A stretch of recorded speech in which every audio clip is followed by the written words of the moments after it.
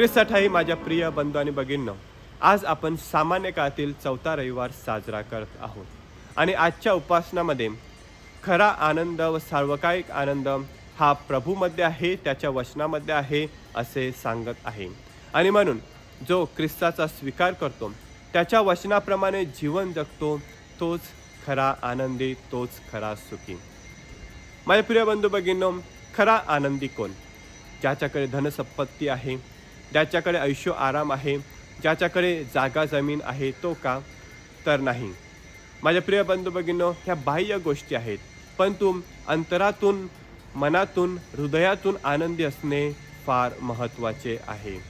आपण डॉक्टरकडे जातो, रिपोर्ट काढतो, रिपोर्ट चांगले येतात, परंतु आपण आजारी असतो. का? कारण आपल्या मनामध्ये राग आहे, आपल्या मनामध्ये हेवा आहे, आणि ह्याच्यामुळे आपल्याला झोप येत नाही, ह्याच्यामुळे आपली प्रकृती बिघडत असते. आणि म्हणून डॉक्टर आपल्याला सांगत असतात की तुम्हाला कोणत्या प्रकारचा त्रास होत आहे का, तुम्हाला कोणती तरी घटना भेडसावत आहे का.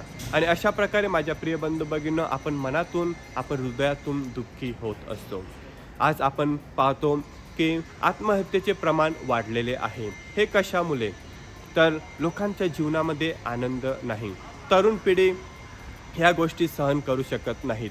जीवनामध्ये अपयश, प्रेमामध्ये फसवणूक, ह्या गोष्टी सहन न झाल्यामुळे ते आत्महत्या करत आहेत. का? कारण ते मनातून, हृदयातून आनंदित नाहीत.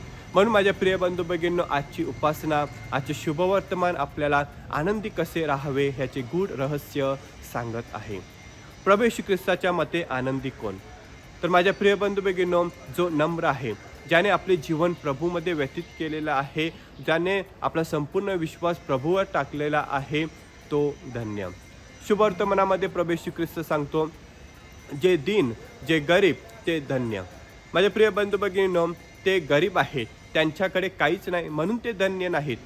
तर माझ्या प्रिय बंधू भगिनींनो, त्यांनी त्यांचे जीवन हे प्रभूच्या हाती सोपवलेले आहे, म्हणून ते धन्य. माझे प्रिय बंधू भगिनींनो, संत योसेफ व पवित्र मरिया हे सुद्धा याच गटामध्ये येतात. संत योसेफ हा एक गरीब होता, सुतार होता, आणि या सुताराच्या घरामध्ये प्रभू येशू ख्रिस्ताने जन्म घेतला. पवित्र मरिया ही सुद्धा दीन व गरीब होती. तिने तिचे जीवन हे प्रभूमध्ये व्यतीत केले होते. आणि जेव्हा आपल्या तारणाची वेळ आली, तेव्हा प्रभू येशू ख्रिस्ताने एक मानव म्हणून जन्म घेतला. तो एका राजाच्या रूपामध्ये आला नाही, एका पुढाऱ्याच्या रूपामध्ये आला नाही, एका धनवानाच्या रूपामध्ये आला नाही, तर त्याने एका साध्या सरळ गरीब घराण्यामध्ये त्याने जन्म घेतला.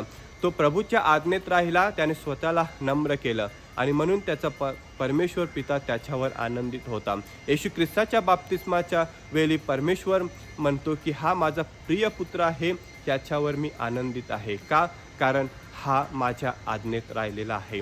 आपला परमपिता आपल्यावर सुद्धा आनंदी होऊ शकतो जेव्हा आपण त्याच्या आज्ञेत राहू, जेव्हा आपण नम्र होऊ.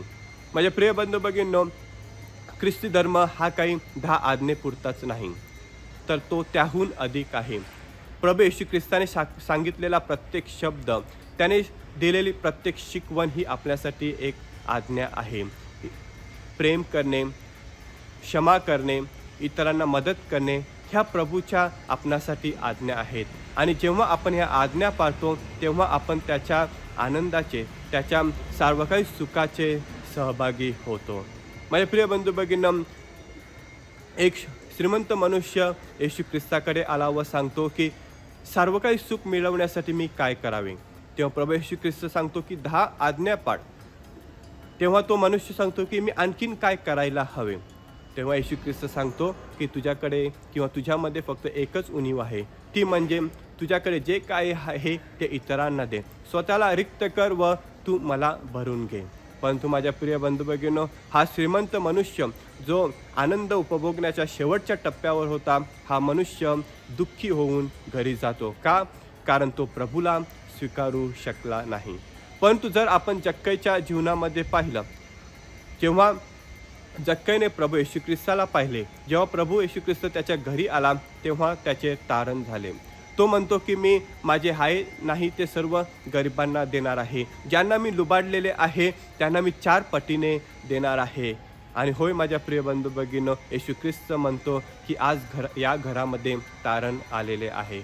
म्हणून माझ्या प्रिय बंधू भगिनींनो, ह्या जक्कईने स्वतःला रिक्त केलं व प्रभूला त्याने भरून घेतलं. त्याने प्रभूला स्वीकारलं आणि म्हणून त्याला सार्वकालिक आनंद मिळाला. माझ्या प्रिय बंधू भगिनींनो, म्हणून आजची शुभवार्ता आपल्याला सांगत आहे की आपणही त्या जक्कईप्रमाणे नम्र होण्याचा प्रयत्न करूया. स्वतःला रिक्त करून प्रभूला भरण्याचा प्रयत्न करूया व त्या प्रभूचा सार्वकालिक आनंद उपभोगण्याचा प्रयत्न करूया. आमेन.